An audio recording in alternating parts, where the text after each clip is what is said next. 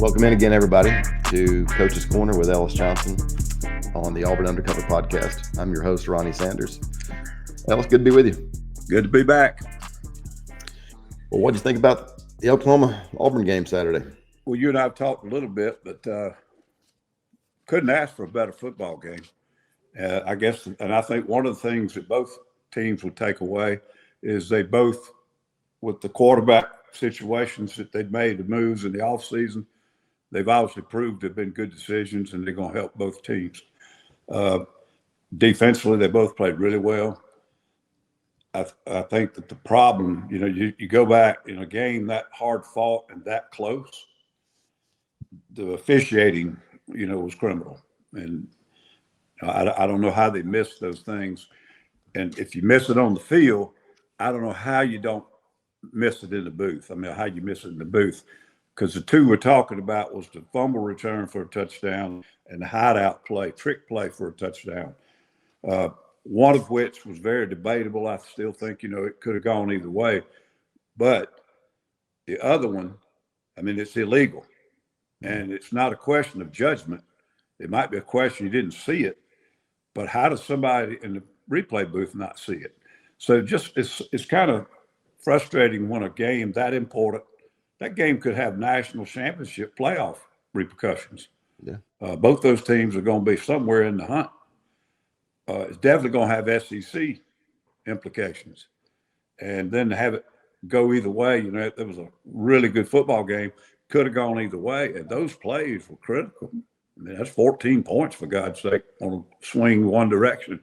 So, that's unfortunate, but it was a heck of a football game. Watching it, and this is just me, but to me, Auburn looked on the hoof, looked like an SEC football team for the first time in quite a while. And to me, if you get some things cleaned up, look, the game was sloppy. There were a ton of missed calls by the officials. I mean, we're not even counting the pass interference calls that we're talking about. But if you clean some things up, I think they've got a chance to be really good. Yeah, no question. For a year. The things that were talked about in the offseason, I think this game proves they're all correct. It's improved the roster through the portal and the high school recruiting. Went out and found a quarterback that feel like it's going to fit the system really well. I don't think he made any staff changes. It was 2 years ago, I believe. But yeah. I think that was probably a good decision. And, I just don't mean to sit here and just grind on it, but you just don't want something like that decided by officiating. And there were other chances where they could have controlled the destiny. I think Arnold missed 2 touchdown passes. Yep. Kids were 5 yards behind the defender. Oklahoma, on the other hand, did a fantastic job with pressure and getting after it up front. More or less control the running game. Auburn's running game can get out of hand if you're not careful, and it didn't. And then they pressured Arnold tremendously. I mean, he did a great job taking care of the football and trying to buy time. But, I mean, their pass rush was really relentless. So I see both teams eventually are going to be right in the middle of the thing when it comes down to the championship in the SEC and possibly even the national championship. How do you see this weekend's game? This weekend's game against A&M? Well, they're going on the road, and you got to kind of give A&M the nod. Hopefully, I won't have a hangover from this frustrating game they just had. I hadn't even had a chance to look at whether they're favored or not. Excuse me. A&M I think playing at Oklahoma and having to go play at Texas A&M is a pretty tall challenge, but at the same time, they've dealt with some noise and some adversity and things of that nature, and they got to be a tougher, more mature, mentally tougher team right now than they were Saturday. It's just, I think it's a situation that could help them in the long run. A&M's proved to be a really good team. That win at Notre Dame was very impressive. Yeah. Quarterback's playing good.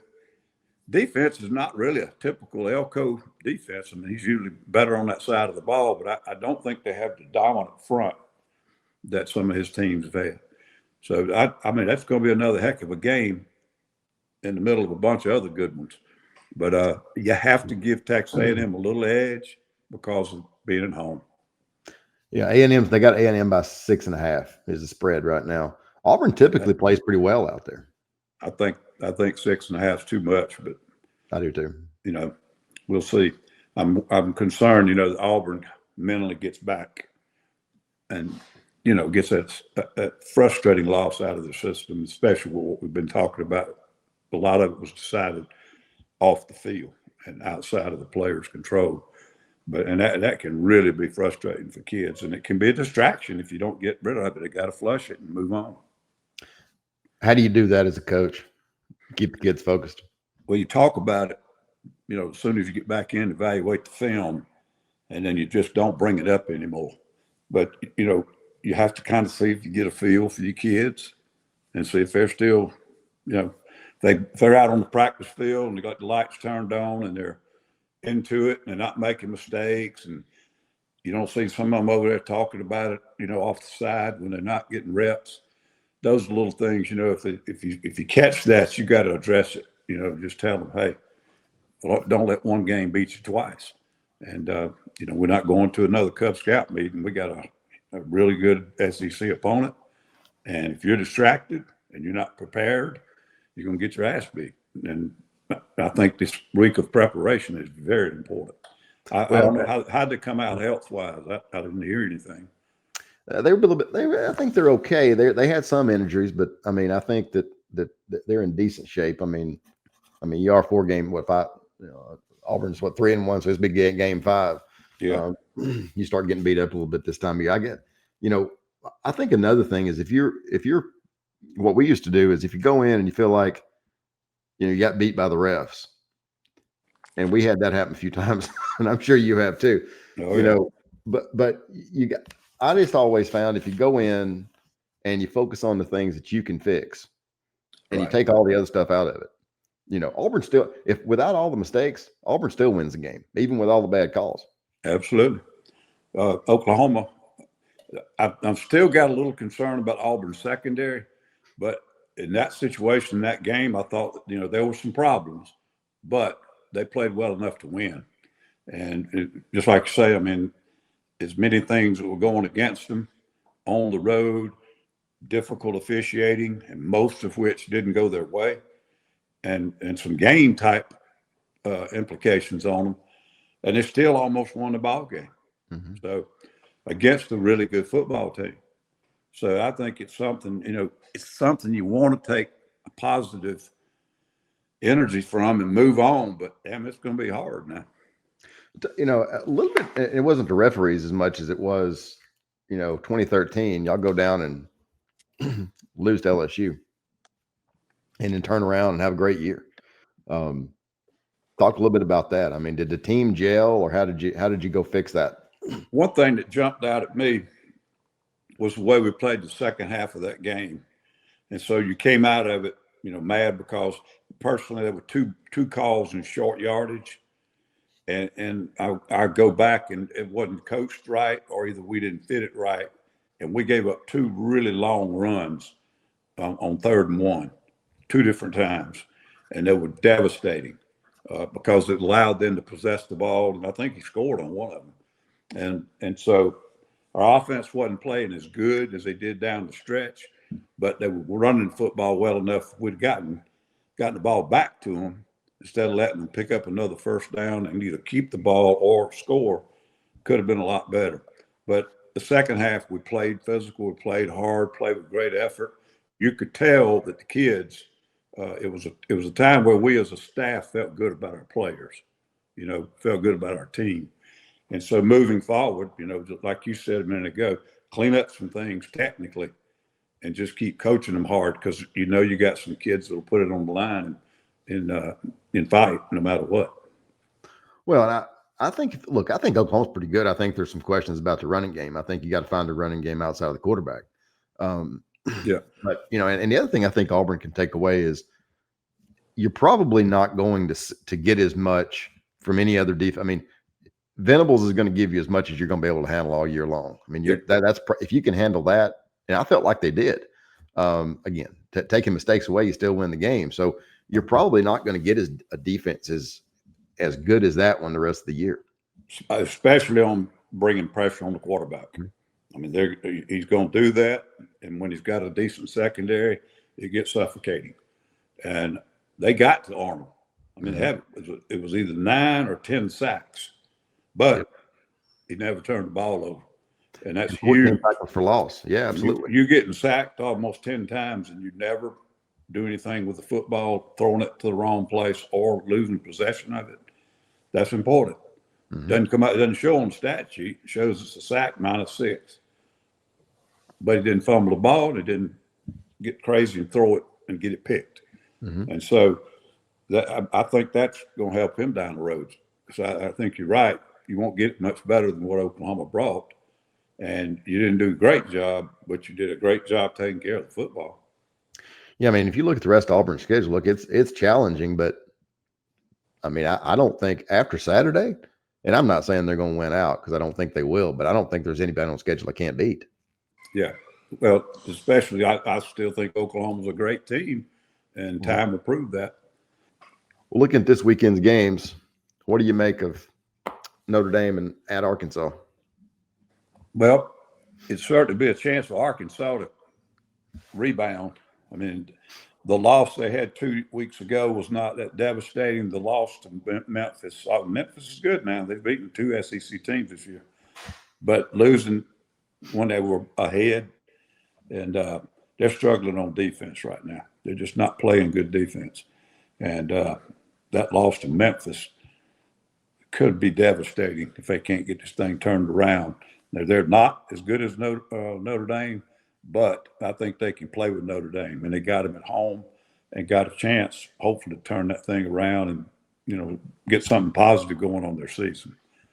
And people don't realize that's not an easy place to play now. No, it's not. It's Hard.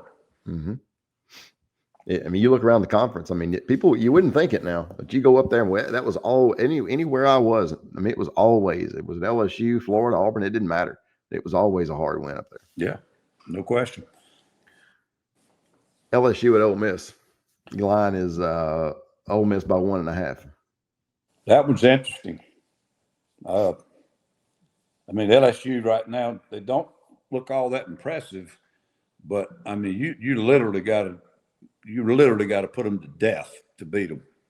I don't know if they can do it now. Ole Miss, the quarterback thing has been amazing. He's lost his starter, and the backup is playing as good as anybody in the league. Yeah, I think he was at a 1AA school last year. But that kid, man, he lit that thing up last week. And I know they weren't playing a great football team, but Tulane's been pretty damn competitive. So this Chambliss kid, he must be legit. And we know Lane can coach quarterbacks. So that one's going to be an interesting one. I know most everybody's pointing at the Georgia-Alabama game as the big deal. But, I mean, the ones you've already talked about and also the Auburn, Texas A&M. And this game, LSU to Ole Miss, that could be just like Auburn and Oklahoma. It will definitely have some implication on the SEC championship down the line, and it could have national championship implications. Both of those teams are playing good enough. They'd be right up there in the playoffs. And it's also interesting, Brian Kelly has a huge buyout, and they're ranked number 4 in the season in the country right now in the AP poll. They go to lose to LSU and can't score again. It's not going to be fun living down there either. Yeah, I mean, just what have you done for me lately? That's the old saying. But I'll say this last year they were not good on defense, and they had a national championship caliber offense and were playing really good on that side of the ball, but they were giving up too many points. Fixed it in the offseason, evidently with the portal. I don't know, but they are playing really good defense. Offensively, the running game has abandoned them. And every time he gets asked about it, he seems to get mad. But the numbers are the numbers. And they're having a hard time running the football effectively. And Nussmeier's not a guy, he's not a quarterback run guy. He can, but you can't run him 15 times a game. It's not going to bring you any production. And he takes too many hits. So they got to get a running back going, or Ole Miss is going to outscore them. Sorry about that. We got cats running around in here. Hell, I got 3 myself. They're too lazy to get in the way. We've got 3 in here, and we got 2 in a fight over here on the chair.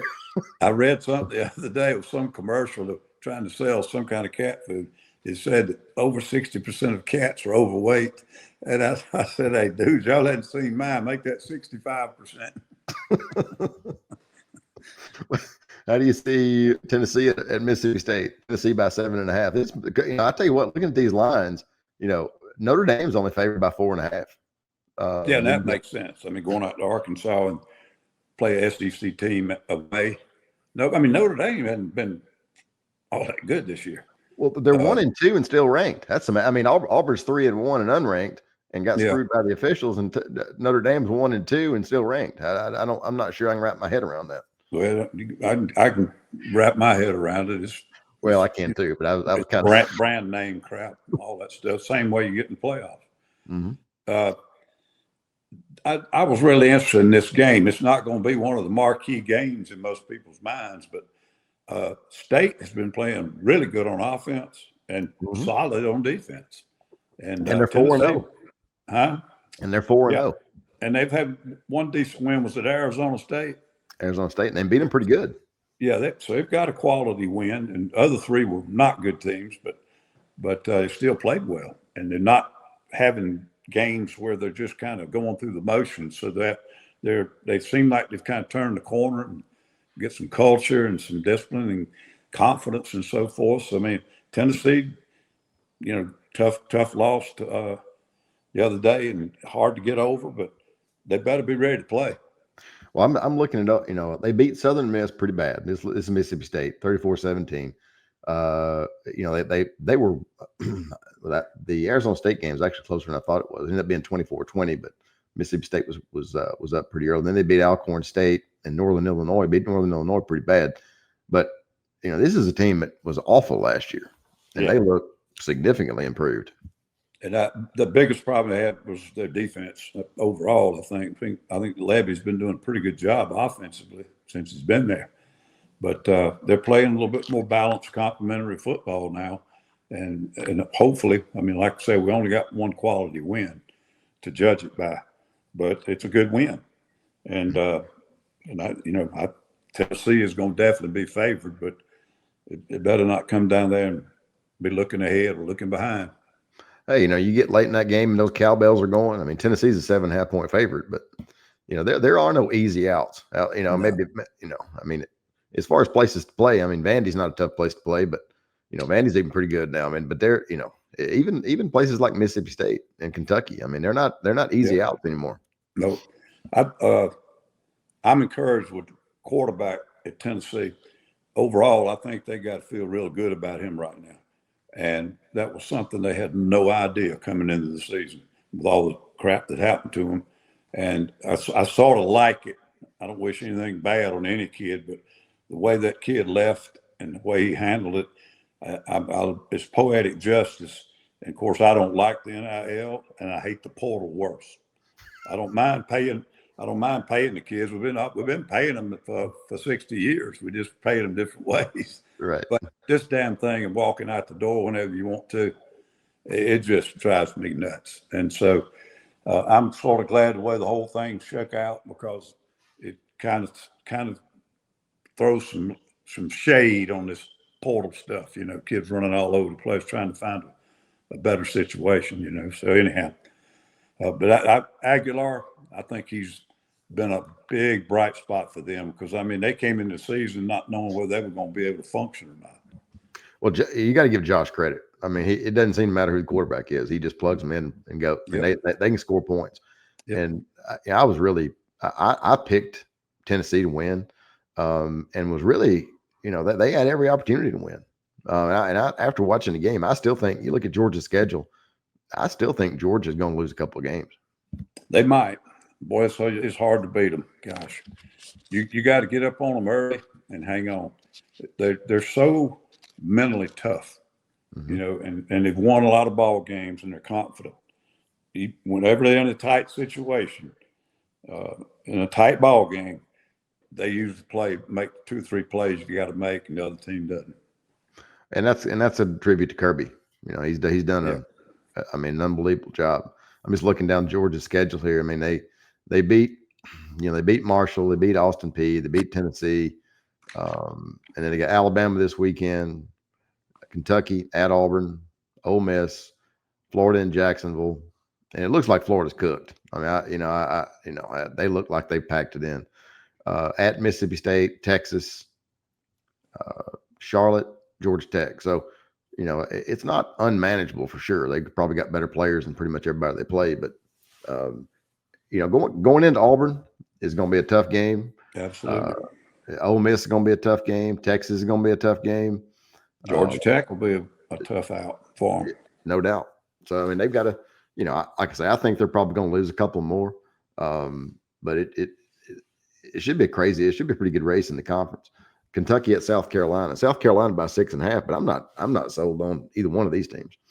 Yeah, I haven't been able to keep up with Kentucky very much. And I think they've been steady, but he's had a lot better football teams up there than this one. They're not going to usually beat themselves, but they just don't have production in the lineup that can play with some of these teams. Now, South Carolina, on the other hand, I mean, obviously it's a mess there too right now, mentally, and a little bit different than Clemson. They talked about having all these players. I think they're overrated, personnel wise. They got some problems. The running backs look a little hot and cold here or there, but they haven't been anything close to what they, hyped them up to be. Offensive line is really struggling, and they lost some of the kids last year in that area. The defense, lost a bunch of kids last year. I think they lost 8 starters, and I think 6 of them are still on NFL rosters. None of them were top-round draft picks, but they were really good players, and there were kids that stayed 5 and 6 years. Some of them were. Yep. So they got good team speed on defense. They're playing physical. They're playing hard, but they got some vulnerabilities over there too. And everything was going to be put on the quarterback's shoulders, Sellers, and he's a talented kid physically. Making mistakes when he's in the pocket. He had a pretty good game the other day throwing, in the pocket against Missouri. But they couldn't get him going in the running game. And, I mean, they had -9 yards rushing as a team. Pretty pitiful. He was -28 yards rushing. And, of course, it's just college statistics where they take your sacks off your rushing yardage.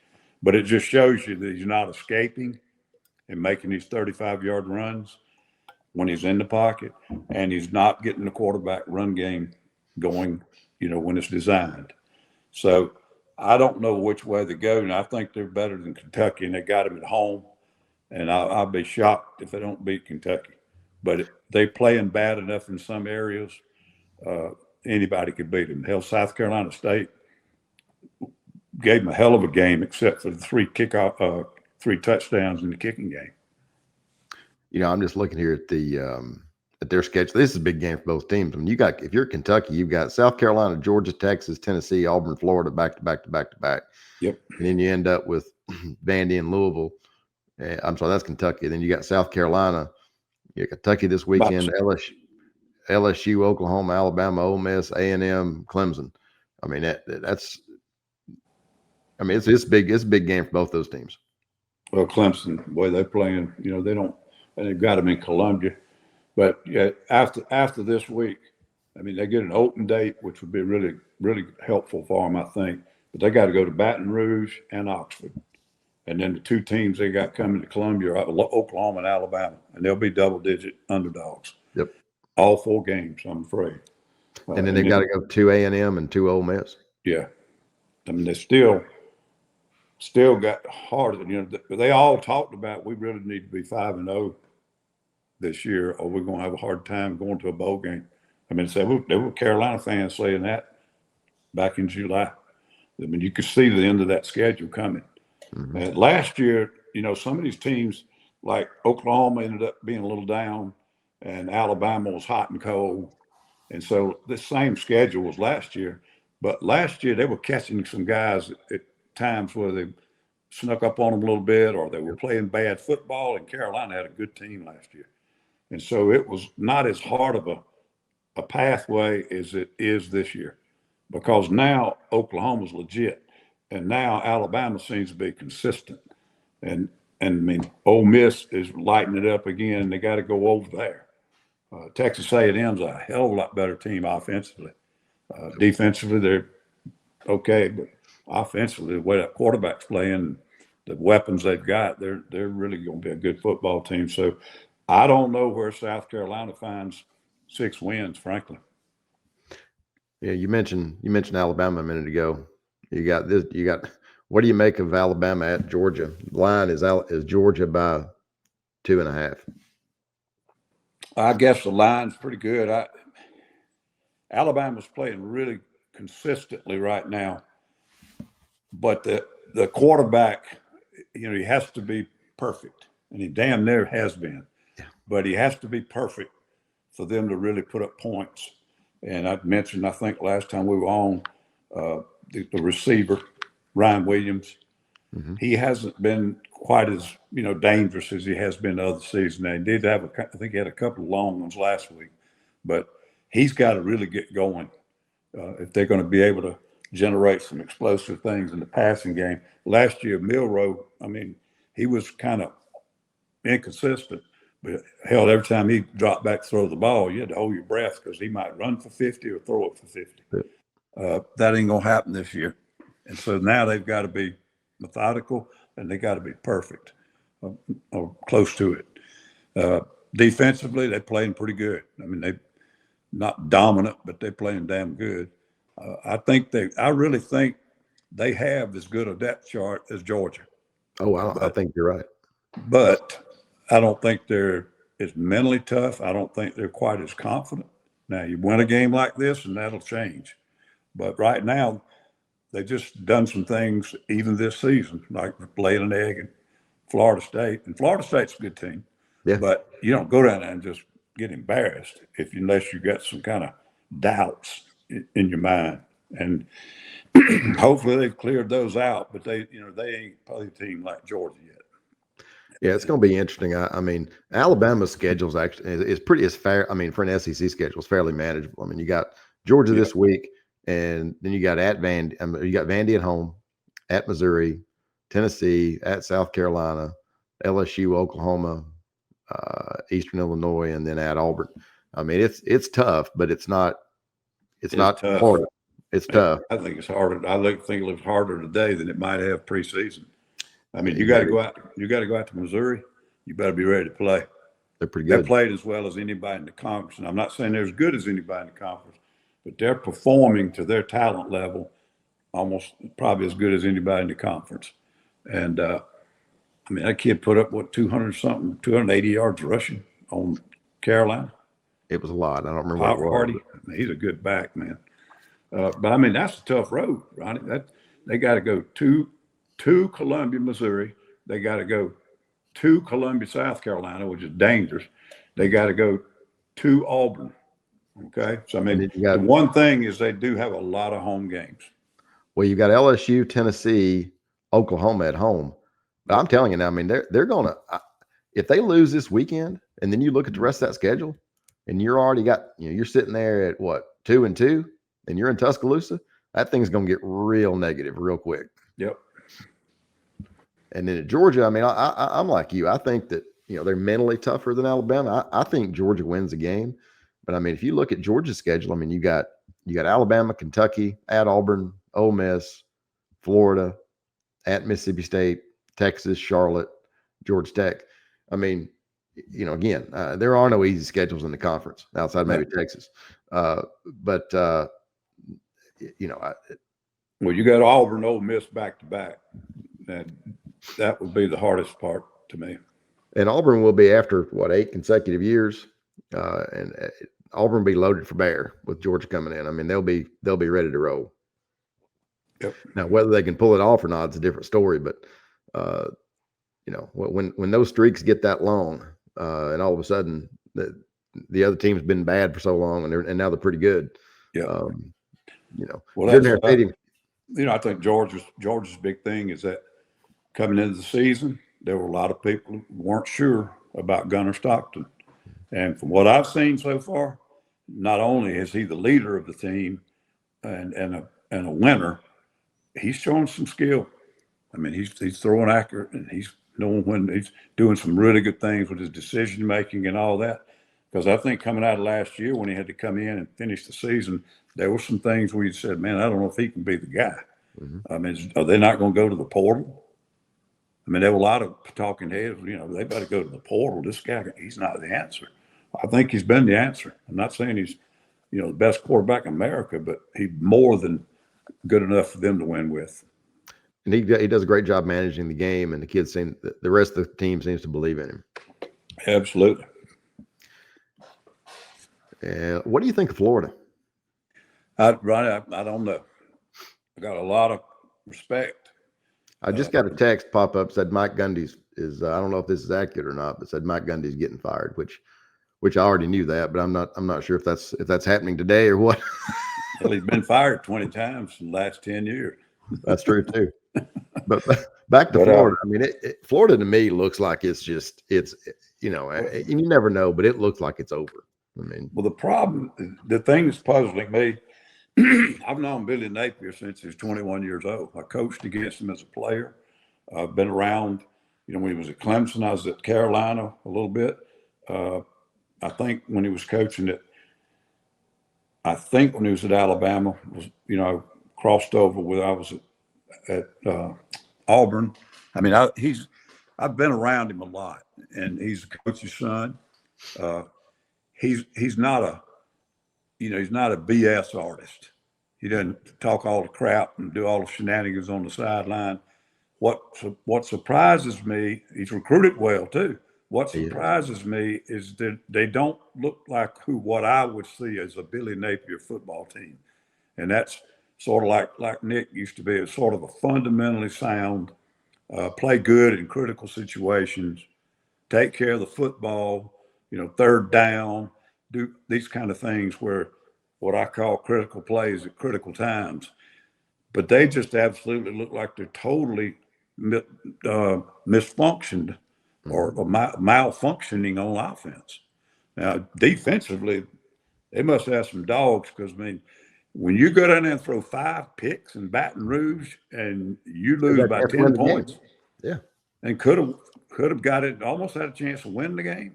And then they came back even last week against Miami. It didn't, after a while, Miami got something going, but hell, they didn't have very impressive stats against Florida on offense. But their offense, and so the only thing I can figure is the kids have lost confidence in Lagway, and not because they don't like him, but because he ain't been practicing. You go back to last spring, he had something wrong upper body. I don't know if it was an oblique or a shoulder or something, but he wasn't practicing. If he was practicing, he was getting, he had a pitch count and wasn't into contact stuff. Then he got in the summer and pulled a calf muscle with the summer workouts. And that might not be a big deal for some positions, but you can't throw accurately if you ain't got a screwed up calf muscle. You're not going to have any fundamentals as a quarterback. Then you go a little bit further, and something happened during two-a-days, was an elbow or something, but they will limit him in two-a-days. And he's not a 5-year starter. He's a second-year starter, and he needed all that work. And he's just been, he's the guy, when he lit it up last year, he's the guy they got on that streak. And he was the difference because they were playing good in some other areas. They finally made the change. They put him in at quarterback, got hurt one time, had to put him back in, and they won, was it 6 in a row or something, or 4 out of 6? I don't know. So I think it was him. So they were all optimistic about him because he was the difference. And this year, he's been the problem. And it's just frustrating. I don't know, puzzling to me. I'm gonna tell you what. You look at the rest of the schedule, and they're 1-3, and you've got Texas and Gainesville, at A&M, Mississippi State, Georgia and Jacksonville, at Kentucky, at Ole Miss, Tennessee, and Florida State. You could look down there, and there's an argument to be made. Hell, they may go 1-10, 2-9. They'll be favored. They'll be favored over Kentucky and maybe Mississippi State. That's it. And probably not the others, unless by the time we get to these other games, they all of a sudden turn the light on and win 2 or 3 upsets. But You're right. And everybody talked about how brutal that schedule was preseason. And it's turned out to be just as much because Miami and Florida State are about as good as they've been in 15 years. Well, scheduling Miami, I mean, I get it. You want a rivalry game, but I mean, if you're playing that kind of schedule, you're playing an SEC schedule, and you schedule South Florida, Miami, and Florida State in the same year, that doesn't make any sense to me. I mean, No, but I'm sure they didn't know how good South Florida, how dangerous they were going to be. Probably scheduled 6 or 8 years ago. I don't know. Yeah, but I mean, you know what the SEC schedule is going to be. I mean, Right. That's not going to be easy. And then you turn around and schedule. I mean, I don't know if it's me. I'm scheduling Toledo or some damn body. I'm not. Yeah, I agree. I mean, now Florida State has been sort of an annual thing, hadn't it? Yeah, I mean, you got to play Florida State, and they always play them. But I mean, and I understand wanting to play Miami, but that's murderer's row. I'm not sure how. I mean, even if you're good. Yeah.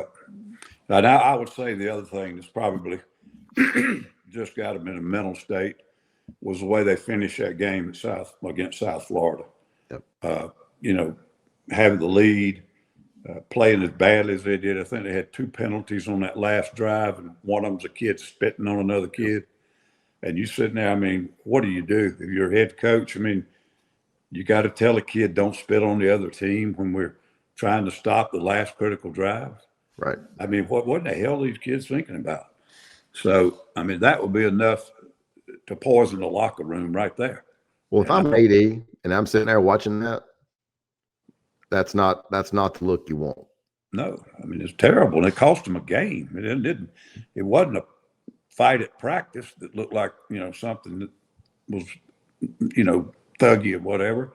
Mm-hmm. You did it in a critical drive in a football game and cost your team a field goal that beat you. And then you come out the next week and you make all kinds of mistakes at LSU and lose 20-10. And I'm not sure that your mental state, if you go beat South Florida and you don't lose the way you lost, maybe you come out and play a little better at LSU. I mean, hell, they had every opportunity in the world to win that game. Oh yeah, yeah. I mean, you don't throw 5 picks and stay competitive with LSU unless you got some horses. I mean, there's just no way. And then even last week, defensively, they played well enough to beat Miami. Mm-hmm. I'm just looking around the rest of there's not you got Ohio State at Washington. That ought to be a decent game. And I don't even have a national schedule. There's not. That looks like all the big games are in the SEC. I guess you got to Penn State play somebody. I think Oregon goes to Penn State, don't they? That's right. I think you're right. We'll find out about Penn State. Yeah, we will. I mean, I think it's a whiteout game, so it ought to be pretty wild up there. I'm trying to find the top 25. I don't know where I've put it. Funny. My printer just went out the door. My son took it. It's broke down, and some stats are missing today. So I've been kind of trying to bluff you on some things. Here we go. Number 6, Oregon, at number 3, Penn State. Yep. And I'll tell you what, USC, Illinois is looking pretty good. They're in the top 10, then they go get the hell beat out of them. So you got that USC. Was a strange one. Man, that was a strange game. Good gosh. I mean, they've been a really good football team coming out of last year and into this year, and had a pretty good bunch returning. Yeah.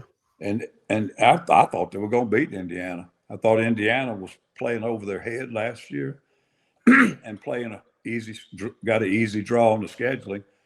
I thought that was going to be a solid win. They'd beat them by 7 to 14 points.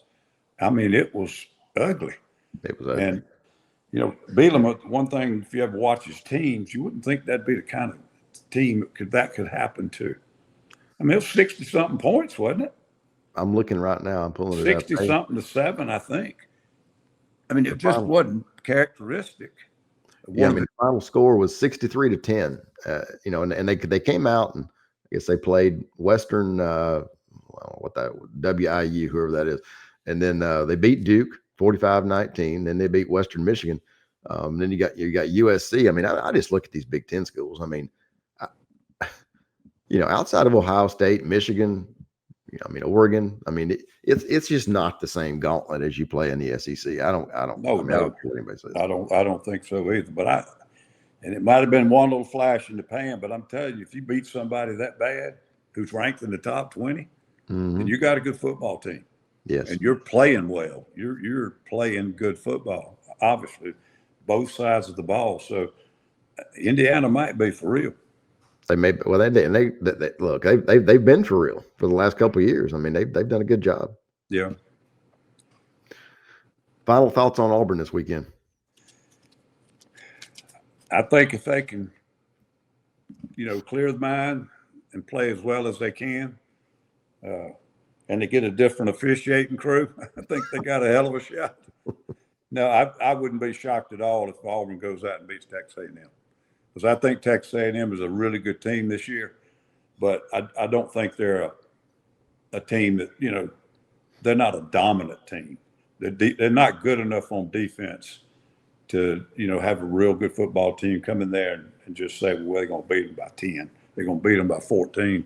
They're not that kind of team. So they're going to have to play better and eliminate some mistakes and protect the quarterback better.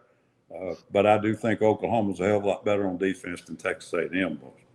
Yeah, Maybe wrong. But the good, exciting thing is we're getting into some of these games. You're going to start learning a lot about these teams.